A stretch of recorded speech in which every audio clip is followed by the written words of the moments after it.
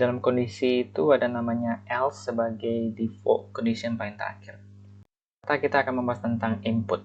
Bagaimana cara pakai input dan kenapa perlu kita konversi menjadi integer nantinya.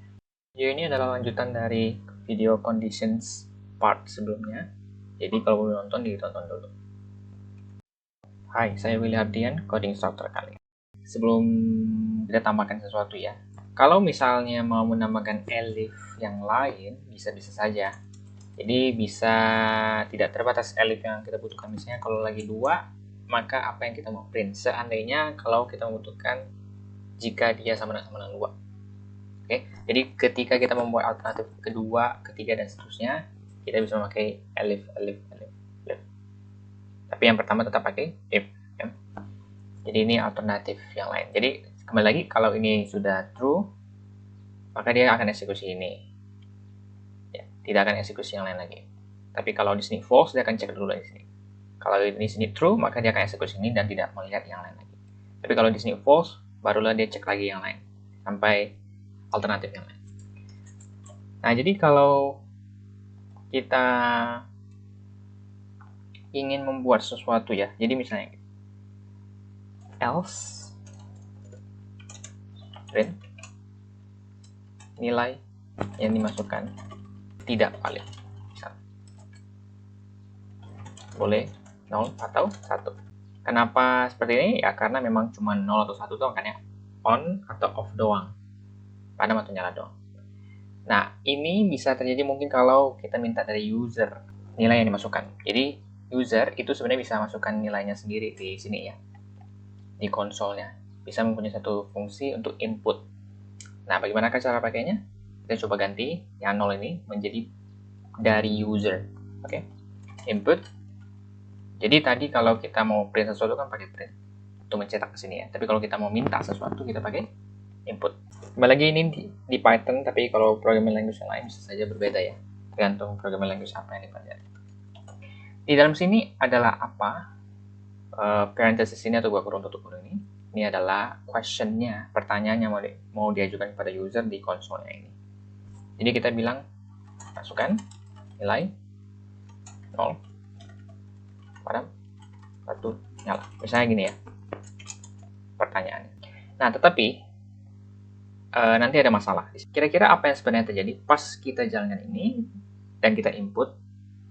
Misalnya kita input 0 ya, maka di sini nanti berubah menjadi 0. Pas kita input 1, nanti dia berubah menjadi 1. Nah, untuk membuktikannya, coba kita kasih komentar terlebih dahulu semua ini untuk hanya mengetes apakah input itu bekerja atau tidak. Oke, kita fokus pada inputnya dulu ya. Nah, coba kita input di sini. Nah, maka dia akan muncul seperti ini kan. Jadi kalau kita pilih 0, maka 0 ini kemana? Nah, 0 ini akan di sini 0. Gitu. Kalau kita input 1, jadi ini 1 ya. Untuk membuktikannya, coba kita print. Nah, 0. Maka print 0 kan ya. Karena dia ini 0. Terus dia print 0. Itu prosesnya. Pada kita print 1, ini jadi 1, terus print 1. Begitu. Nah, kita menerapkan hal yang sama di sini juga. Oke. Kita aktifkan kembali komentarnya, kita hilangin. Terus kita masukin sesuatu. Coba kita akan masukkan 0. Nah, kenapa ini yang terjadi 0? Karena kalau kita lihat ya, di sini kita ubah jadi 2 misalnya. 2 itu kan bukan 0 dan 1.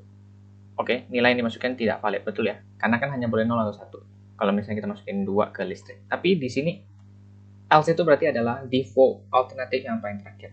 Jadi dia adalah yang kondisi paling terakhir. Kalau ini udah salah false, ini udah false lagi, maka otomatis dia akan eksekusi else ini. Otomatis by default dia eksekusi ini. Karena else itu artinya adalah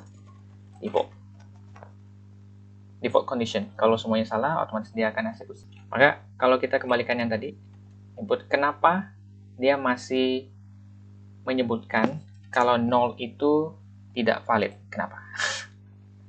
karena kita coba cek, kita telusuri apa yang terjadi di input ini. Kita menggunakan satu function namanya type. Kita coba type di sini. Type itu kan akan memunculkan tipe datanya apa. Cuman kalau memunculkan di konsol, kita perlu print dulu kan ya. Print. Oke. Kita klik kan. Nah, ini kita komentarin dulu ya, biar kita fokus pada yang line 16.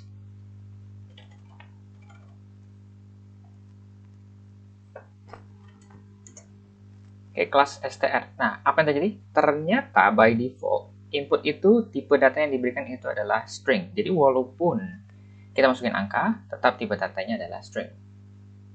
Oke, jadi angka itu bisa string ya, nggak selamanya dia itu angka, bukan tipe data integer. Jadi dia bisa aja string. Ini pernah kita bahas di video-video sebelumnya, str.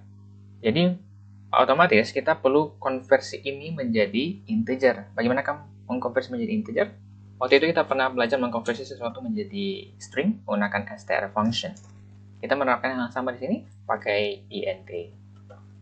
Apa yang dikonversi? Ininya yang dikonversi. int. Seperti ini. Jadi input ini dikonversi jadi integer, lalu kita cek coba tipenya ya, udah jadi input.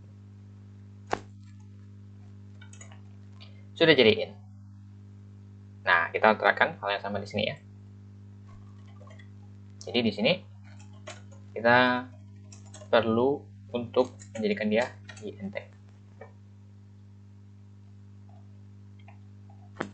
Coba kita pilih 0, listrik padam. Sudah berhasil sekarang.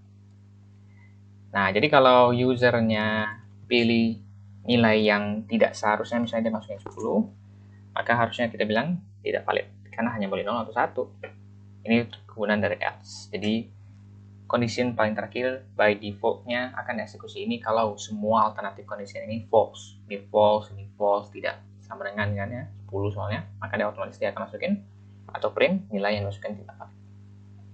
Gitu. Jadi simulasi di belakang layarnya adalah ini kan 10 ya inputnya. 10 kalau masih bentuk string berarti dia kayak gini nih. Nah, 10 dijadikan int dimasukin ke dalam listrik. Sekarang listrik benar 10. Nah, karena tidak cocok semuanya, tidak match, makanya otomatis dia eksekusi else ini. Gitu. Apakah paham? Ada pertanyaan? Jika ada pertanyaan, bisa tinggalkan di komen, ataupun bisa juga tanya coding ke Willy.